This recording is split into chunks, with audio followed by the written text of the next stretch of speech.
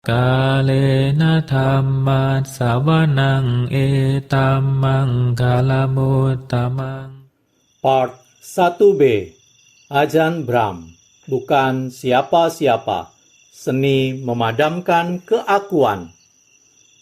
Kita semua ingin hidup berjalan lancar, akan tetapi segala sesuatu jarang berjalan sesuai yang diharapkan. Entah sekedar tabrakan di jalan ataupun krisis betulan, kita hidup dalam sebuah dunia yang berisi peristiwa-peristiwa tak diinginkan yang tak bisa dicegah dengan kekuatan tekad apapun. Dalam buku Bukan Siapa-Siapa, Ajahn Brahm membantu kita belajar menanggalkan terpaan angin pengharapan semu dan alih-alih mengikuti jalan Buddha mengenai pemahaman. Melepas kelekatan kita terhadap masa lalu dan masa depan, terhadap diri dan yang lain, kita bisa secara langsung mengalami keadaan alami ketentraman yang mendasari semua batin kita dan menemukan kebahagiaan momen kini. Dalam kelapangan itu, kita belajar apa artinya lenyap. Ajahn Brahm, pemandu tiada tara bagi kebahagiaan meditasi, menjadikan perjalanan jadi menyenangkan sekaligus berharga. Dengan kesederhanaan, kejernihan dan humor khasnya, Ajahn Brahm menawarkan resep untuk mengobati ketidakpuasan. Petunjuk praktek meditasinya cukup jelas bagi praktisi baru, sekaligus menawarkan wawasan mendalam bagi mereka yang telah berpengalaman bertahun-tahun. Ceramah-ceramah ini mengajari kita seni melenyap ke dalam keheningan, yang membangkitkan kecukupan hati dalam kehidupan sebagaimana adanya pada momen ini juga. Sungguh hadiah yang menakjubkan. Tony Bernhard, pengarang How to Be Sick. Awareness Publication. Judul Bukan Siapa-Siapa, Seni Memadamkan Keakuan. Judul asal The Art of Disappearing, The Buddha's Path to Lasting Joy. Penulis Ajahn Brahm. Penerjemah Tasvan Santacipta. Penyunting Handaka Wijananda. Penata Andreas Di Paloka. Penerbit Awareness Publication. Hak cipta, naskah, copyright 2011 Ajahn Brahm. Terjemahan, copyright 2013 Awareness Publication. Cetakan pertama, Februari 2013. Pada video part 1B ini, saya akan melanjutkan dan menyelesaikan bab 1, gambaran besarnya. Mari kita mulai. Inilah proses yang Anda baca dalam sutta. Nibbida membawa pada wiraga, pemupusan segala sesuatu. Ketika Anda menganggap sesuatu sebagai bukan urusan Anda, hal itu pupus dari dunia Anda. Kesadaran tidak terlibat dengannya lagi. Kesadaran tidak melihat, mendengar, merasakan, atau mengetahuinya. Cara kerjanya adalah sebagai berikut. Apapun yang terlibat dengan Anda adalah apa yang bercokol dalam batin. Itulah tempat kesadaran menemukan pijakan dan berkembang. Anda membangun gedung-gedung batin. Sangat jelas bagi saya sebagai meditator bahwa kita menciptakan dunia kita sendiri. Namun, ketika Anda melepas keterlibatan, Anda tak punya urusan di sana. Dan karena Anda tidak tertarik padanya, seluruh hal itu lenyap dari kesadaran Anda. Ketika Anda memiliki nibbida, Anda benar-benar tak mencipta dunia Anda. Memecahkan masalah. Berapa kali sudah Anda mencoba memecahkan masalah?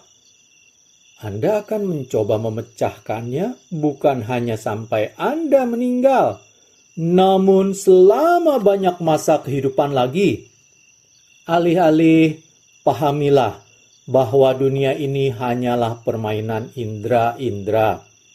Hanyalah 5 kanda yang melakukan urusan mereka. Itu tidak ada urusannya dengan Anda. Itu hanya orang lumrahnya orang. Dunia lumrahnya dunia. Terkadang di wihara kami, Anda bisa melihat rombongan besar burung kakatua. Mereka sangat berisik.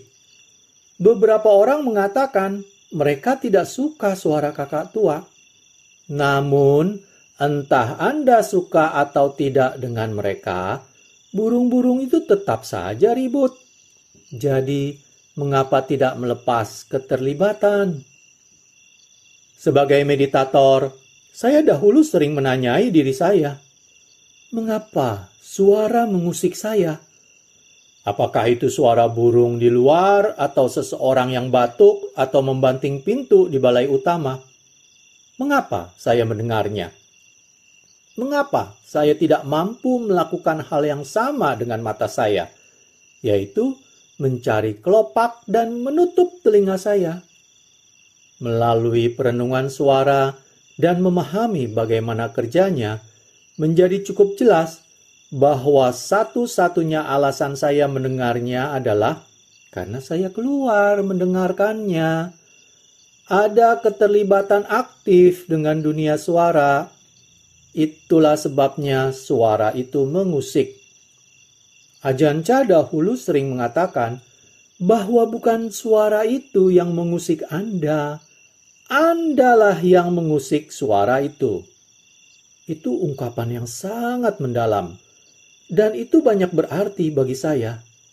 Saya menggunakan ungkapan itu untuk memahami sifat suara dan mengapa suara terdengar mengusik. Ketika seorang memanggil Anda babi, idiot, atau apapun, Anda tidak perlu mendengarkannya. Kita mendengarnya karena kita tertarik kepadanya. Kita terlibat dengannya dan melekat pada dunia suara itu. Namun, ketika kita menyadari bahwa suara hanya datang sesuai alaminya, kita mengalami nibbida. Ada suara indah, suara gila, dan suara burung. Sebagian burung bersuara merdu, dan sebagian lagi, seperti gagak, suaranya mengerikan. Namun itu bukanlah salah gagak, begitulah alaminya mereka. Sama halnya dengan di wihara. Sebagian anagarika seperti gagak, dan sebagian seperti burung bulbul. Sebagian biku bicara dengan indah, sebagian bicara dengan mengerikan. Itulah alaminya mereka. Itu saja. Itu tidak ada hubungannya dengan kita. Dan karena itulah kita semestinya melepas keterlibatan. Ketika kita melepas keterlibatan dari hal-hal ini melalui nibbida, mereka memudar. Duka memudar ketika sebab duka memudar. Dunia indera mulai lenyap ketika kita tidak begitu peduli untuk mengubahnya. Ketika kita melepas keterlibatan darinya dengan nibbida, kita merasa muak dengan dunia indera dan menolaknya. Ini karena nibbida muncul dari melihat dunia sebagaimana sesungguhnya. Dengan itu, kita bergerak ke arah yang berbeda dibanding penghuni dunia lainnya. Utusan kebenaran. Cara lain melihat pelepasan keterlibatan dari dunia ini adalah memandangnya sebagai pergerakan ke dalam batin, pusat hening kita. Kadang Anda bisa melihat bagaimana dunia rumah Anda, dunia sahabat Anda, atau bahkan dunia Buddhisme bisa menarik Anda keluar dari pusat Anda. Anda bisa merasakan tarikannya. Anda sudah ditarik-tarik keluar seperti itu seumur hidup Anda. Dan apa yang telah tarikan itu hasilkan buat Anda? Ketika orang meninggalkan wihara, itu biasanya karena lawan jenis. apakah itu akan membuat mereka bahagia? Bertahun-tahun lalu, judul artikel utama majalah Punch adalah "Nasihat bagi mereka yang akan menikah". 2 halaman setengah majalah itu kosong. Hanya berisi 4 huruf. Don't atau jangan. Mereka telah memahami duka pernikahan. Jangan pikir bahwa Anda berbeda, bahwa Anda bisa meloloskan diri dari duka karena Anda istimewa atau lebih bijak ketimbang yang lain. Merupakan arogansi ego jika berpikir bahwa Anda lebih baik, bahwa Anda bisa menghindari kesulitan dan masalah yang semua orang lain hadapi dalam kehidupan. Saat masih muda, saya pun dahulu sering memiliki khayalan. Saya belajar menghentikan cengkraman khayalan dengan cara mengikuti khayalan sampai ke kesimpulan logisnya. Saya akan berpikir, lalu apa? Lalu apa? Dan saya tidak akan berhenti sampai saya mendapat gambaran penuhnya. Terhadap khayalan seperti jatuh cinta, menikah, dan berkendara menuju matahari terbenam, pertanyaan lalu apa? Menarik semua kesenangan dari khayalan itu. Sebab lalu apa? Itu hanya kosong. Tidak ada warna, kecerahan, sukacita, atau kebahagiaan lagi. Karena lalu apa, itu akan menjadi apapun yang setiap orang alami. Ketika bagian yang menyenangkan pudar dan pupus, Anda kembali ke tempat Anda mulai. Tambah lagi, Anda belum memahami apapun mengenai kehidupan. Anda hanya mencoba menjalani, mendapatkan sekelumit momen kenikmatan dan kebahagiaan. Pada akhirnya, Anda hanya terlontar menuju usia tua dan perpisahan dengan mereka yang Anda kasihi. Apa gunanya? Namun, jika Anda mengikuti jalan Nibbida, Anda bijaksana. Anda sudah mengalami cukup banyak duka, yang berarti Anda memiliki cukup data untuk diolah. Renungi duka itu ketika Anda memiliki kesulitan dan kembangkan Nibbida. Selama retret, Anda akan memiliki masa-masa saat Anda merasa bosan. Jika Anda mengalami nyeri kaki atau hanya sekedar duduk tanpa tahu apa yang dikerjakan, Anda tidak ingin meditasi, berjalan, atau membaca. Dan Anda bosan setengah mati. Maka selidikilah kebosanan. Jika Anda menyelidiki duka, tidak ada momen dalam retret yang tidak bisa Anda manfaatkan, yang tidak bisa Anda berdayakan untuk pengembangan pelatihan pribadi Anda sendiri. Pelatihan batin bukanlah mengendalikan hal-hal, namun memahami mereka. Melihat kesulitan dan kekecewaan sebagai dewa duta, utusan kebenaran yang datang untuk mengajari Anda dhamma. Ajahn Chah selalu menyebut hal-hal ini sebagai para Ajahn Kruba, guru-guru senior. Para Ajahn Kruba tidak tinggal di Thailand di dalam wihara-wihara besar. Kalau itu namanya Ajahn Kruba fantasi. Ajahn Kruba sejati ada di pondok Anda ketika Anda bangun pagi dan Anda begitu lelah sampai Anda tidak ingin bangkit dari ranjang. Para Ajahn Kruba itu akan ada ketika Anda duduk bermeditasi selama waktu yang lama dan merasa sama sekali tidak maju-maju. Ajahn Kruba sejati akan hadir kala Anda berada dalam retret dan bertanya-tanya, retret tinggal berapa hari lagi? Ketika seseorang tidak menaruh makanan yang tepat ke mangkuk Anda, atau ketika Anda baru hendak masuk ke meditasi mendalam, lalu ada gagak yang membuat suara keras, atau apapun lainnya yang benar-benar mengecewakan dan membuat Anda frustrasi. Itulah seorang ajan. Duka itu untuk direnungi, didengarkan, ditembusi, dan dipahami. Bergerak menuju kekosongan. Ketika Anda memahami duka di dunia, Anda melihat dunia sebagai segunduk sampah. Karena itu adalah sampah. Anda melepas keterlibatan.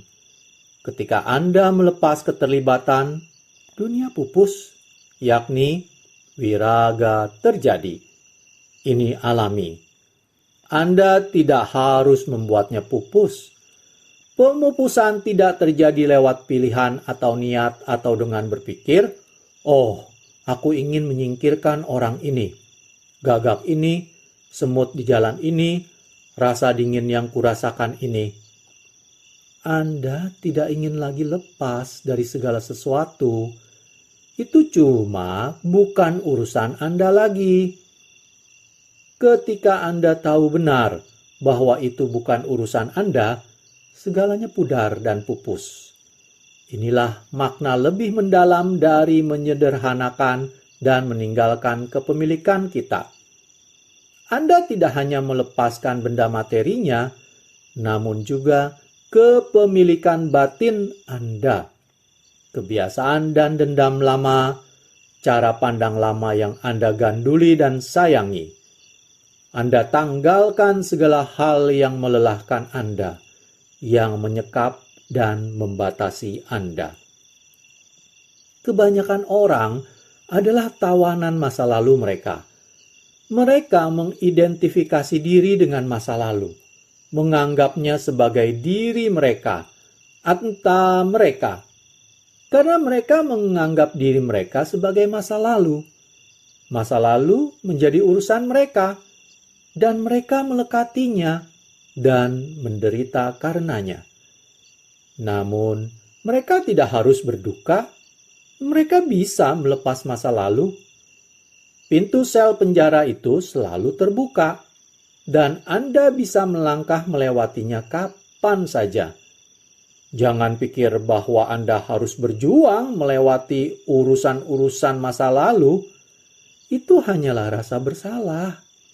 Anda bisa sepenuhnya melepas semua itu, meninggalkan, dan mengizinkan semua itu sirna jika Anda memiliki nyali untuk melakukannya. Jadi dengan menggunakan dukkhasannya, pencerapan akan duka, tanyakan diri Anda, apa gunanya terus berpegangan pada masa lalu Anda?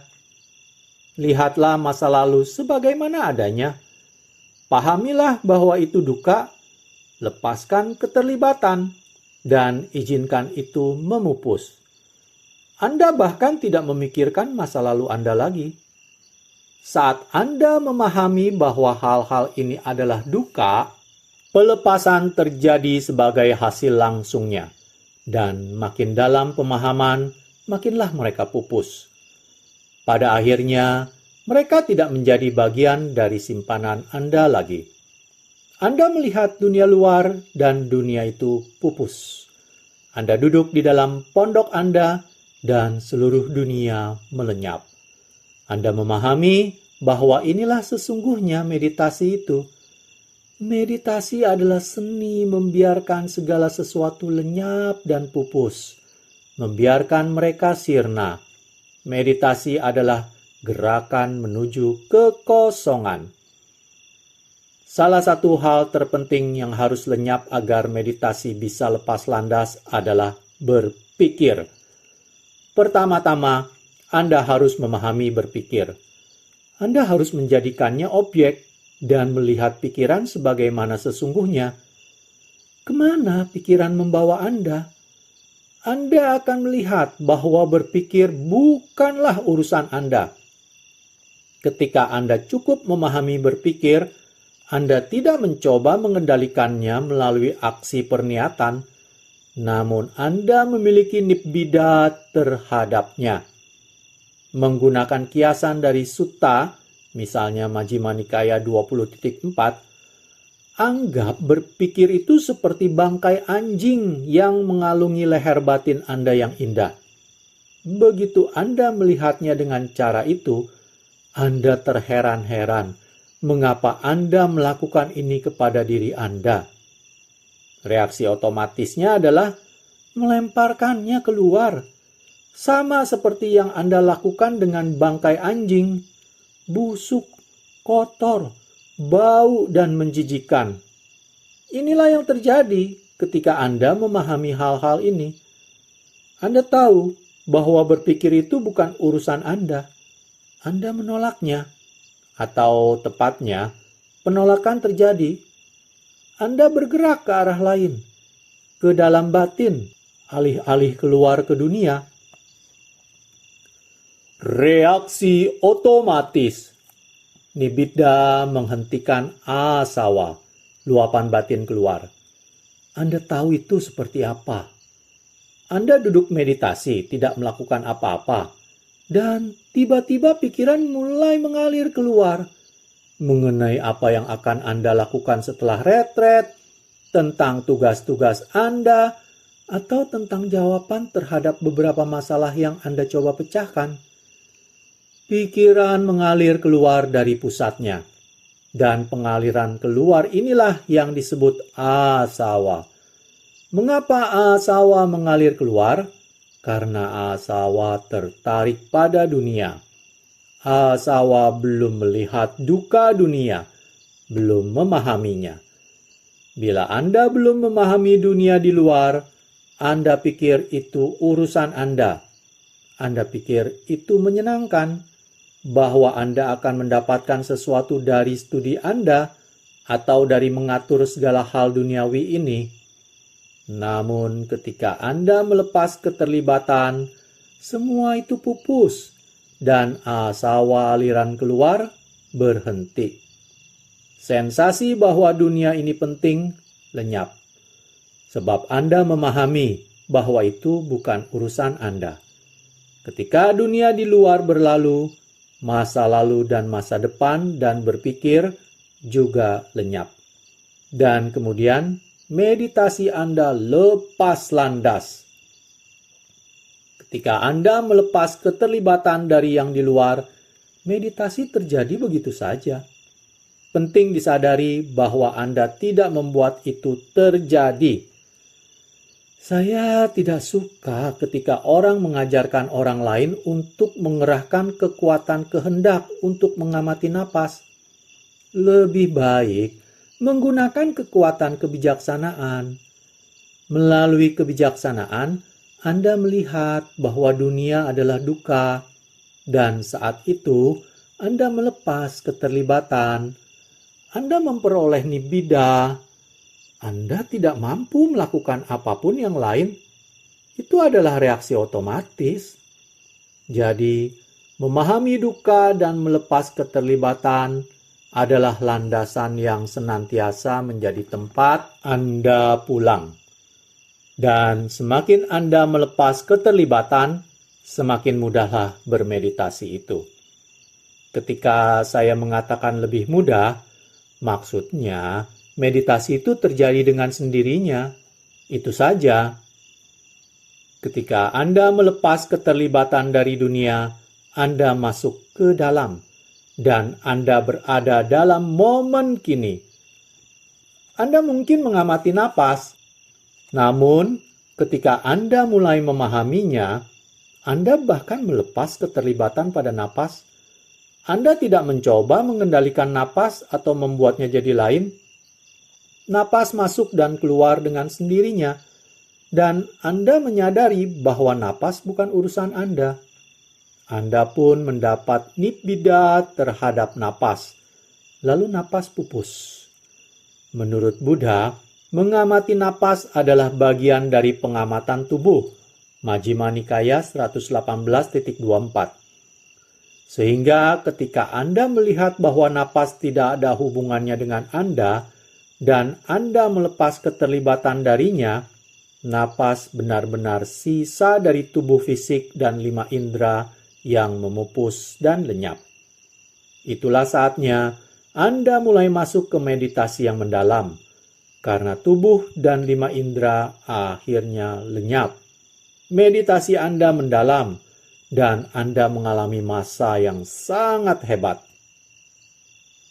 Ketika Anda melepas keterlibatan dari duka, tidak mencoba mengendalikan dunia, tidak mencoba tinggal di sana, hanya membiarkan segalanya terjadi, Anda memperoleh apa yang Anda inginkan sejak awal, ketentraman dan kebahagiaan. Mengapa orang berjuang di dunia ini dalam pencarian kebahagiaan mereka? Ataukah Anda pikir hanya dengan ikut-ikutan arus dunia akan membuat Anda bahagia? Itu hanya akan membuat Anda bosan dan tumpul, kadang bahkan tertekan. Hanya jalan nibbida yang membawa pada kebahagiaan sejati batin. Anda hening dan tentram karena sudah begitu banyak yang lenyap. Hanya saat inilah Anda bisa sepenuhnya menghargai bahwa semua itu sedari awal hanyalah duka. 5 indera adalah duka. Dunia adalah duka. Ucapan dan pikiran adalah duka. Wihara adalah duka. Hujan adalah duka. Belajar adalah duka. Dan apapun yang Anda lakukan adalah duka. Makanan adalah duka. Segala sesuatu adalah duka. Ketika Anda melepas keterlibatan dan masuk ke dalam tempat yang tak terjangkau mara, ada keterbebasan yang indah dari duka. Inilah jalan menuju keadaan meditasi mendalam yang disebut jhana. Anda melepas keterlibatan dari dunia. Anda tidak terlibat dengan jhana. Ketika Anda melepas keterlibatan dari berpikir, dari dunia dan tubuh, jhana terjadi begitu saja. Itu adalah reaksi otomatis lainnya. Dan itu terjadi tak kala Anda memahami bahwa semua hal ini bukan urusan Anda. Keheningan. Saya telah berusaha menjaga tubuh saya ini bugar dan sehat selama waktu yang lama. Saya telah memandikannya, merawatnya, mengistirahatkannya. Namun, ketika saya bermeditasi, saya mengatakan, bukan urusanku. Saya cuma duduk dan melepas keterlibatan sepenuhnya. Walaupun saya kepala wihara, saya melepas keterlibatan dari wihara saya dan dari apapun lainnya. Ketika saya masuk ke dalam gua saya tidak melakukan apa-apa. Saya bukan tubuh saya, bukan masa lalu ataupun masa depan saya. Saya cuma duduk di sana dan membiarkan segalanya memudar, sirna, dan berlalu. Tak terlibat seperti itu, mengalami nibbida, membawa pada wiraga. Wiraga pada gilirannya membawa pada upasama, keheningan, ketenangan, ketentraman. Sungguh indah mengetahui ketentraman sejati batin di mana seluruh dunia luar lenyap dan Anda hening mutlak. Batin tak bergerak dan tak bisa berhubungan dengan tubuh atau dengan masa lalu dan masa depan. Batin bergeming dalam waktu dan bergeming dalam ruang. Dan keheningan itu membiarkan segalanya pupus dan lenyap. Hal-hal hanya ada ketika ada pergerakan atau usikan. Karena indera hanya mengetahui segala sesuatu ketika indera bergerak. Agar indera bisa mengetahui apapun, indera memerlukan perbandingan. Indera membutuhkan kontras. Ketika indera hening, keesaan membuat segala sesuatu pupus. Seluruh dunia luar pupus. Wihara pupus. Suara pupus. Ingatan pupus. Masa lalu dan masa depan dan pikiran pupus. Dan tubuh pupus. Ketika tubuh lenyap dan Anda mengalami keheningan batin mendalam, itulah keadaan jhana. Dalam keadaan jhana itu, Anda terpisah dari dunia di luar. 5 indera telah lenyap. Kadang ini disebut terjauhkan dari dunia 5 indera. Kenyataannya, Ini lebih dari keterjauhan. Ini adalah ketakterlibatan penuh, pengakhiran penuh dari dunia itu. Kini Anda memahami makna lenyap, mengenai segalanya yang tidak di sana lagi. Kini Anda tahu apa sesungguhnya melepas keduniawian itu. Anda melepas keduniawian, dan itu begitu menyenangkan, begitu tentram. Saya bilang melepas keduniawian, namun sebenarnya Anda tidak melakukan apa-apa. Melepas keterlibatan terjadi melalui pemahaman akan dunia, karena konsekuensi alami dari pemahaman itu adalah nibbida. Segalanya pupus dan Anda mendapatkan ketentraman yang indah, keheningan batin. Begitu Anda mulai mencecap cita rasa keheningan batin, cita rasa itu sangat menagihkan. Memang dimaksudkan begitu. Itu hal yang baik karena ketagihan batin pada keheningan adalah apa yang akan membawa Anda makin dalam menuju nibbana. Buddha sesungguhnya mengatakan bahwa kelekatan pada meditasi mendalam dapat membawa ke tahap-tahap pencerapan semata. Digha Nikaya 29. Anda tidak harus memedulikan atau cemas terhadap ketagihan melepas. Inilah kenikmatan, sukacita, dan jalan para petapa. Itulah keterbebasan mereka. Itu adalah suatu ketagihan yang membawa pada makin banyak pemupusan dan pelepasan. Nibbida meningkat dan itu mendorong Anda menjauh dari dunia. Inilah makna menjadi seorang petapa sejati, seorang biku atau bikuni. Kini Anda tahu mengapa mereka mengikuti jalan Buddhis ini. Anda tahu bagaimana bisa ada orang-orang mengagumkan yang menapaki jalan ini, yang melepas keterlibatan dari dunia dan membiarkannya pupus. Mereka melewatkan jam demi jam dengan bahagia. Ego mereka sesungguhnya lenyap. Mereka pergi makin dalam dan makin mendalam ke dalam. Bukan karena mereka menggerakkan diri mereka ke dalam, namun mereka melihat bahwa duka yang mengelilingi mereka bukanlah urusan mereka. Mereka melepas keterlibatan dan segalanya memudar dan memudar dan memudar. Pemahaman adalah kuncinya. Untuk bermeditasi, Anda tidak perlu memancang batin Anda pada napas, dengan sengaja melepas masa lalu dan masa depan, atau membuat diam batin yang berpikir.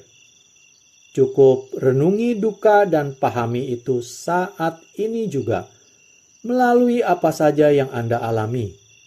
Melalui pemahaman itu, Anda akan menemukan bahwa dunia lenyap. Dunia yang dahulunya tempat Anda bermain, memudar pentingnya. Anda tidak akan mengunjungi taman bermain itu lagi.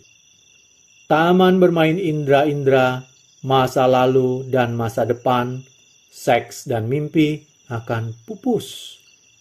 Itu terjadi bukan karena Anda menjadikannya, namun karena inilah reaksi alami batin ketika batin melihat duka. Ketika semua ini pupus, meditasi terjadi. Anda tidak menjadi seorang meditator. Meditasi terjadi dengan sendirinya. Itu adalah suatu jalur, rute, dan inilah rambu-rambu dalam perjalanan itu. Penanda di jalan menuju kekosongan dan penghentian penuh. Itulah yang terjadi saat Anda tak terlibat dan melepas. Buddha mengatakan bahwa duka itu untuk dipahami sepenuhnya. Kapanpun Anda mengalami kesulitan, masalah, kekecewaan, atau derita jasmani dan batin apapun, tolong jangan menolaknya. Pahamilah itu. Jangan hanya membiarkannya saja. Renungi dan pahamilah duka dengan begitu baiknya, sehingga duka pupus, dan Anda akan menyadari bahwa duka bukan urusan Anda. Ketika duka pupus, keterlibatan Anda dengan dunia di luar akan hancur, dan Anda akan mulai terlibat dengan dunia di dalam. Anda pergi ke arah yang berlawanan, bukan keluar menuju dunia, namun ke dalam batin. Akhirnya, Anda juga akan melepas batin, mengalami penghentian penuh dan nibbana, dan kemudian Anda akan menjadi arahat lainnya. Itu akan sungguh mengagumkan. Demikianlah, selesai sudah saya membacakan bagian 1, gambaran besarnya. Pada video part selanjutnya, video part 2, saya akan mulai membacakan bab 2, membawa batin pada kekinian. Terima kasih. Kalena dhammat savanang etammang kalamuttamaଂ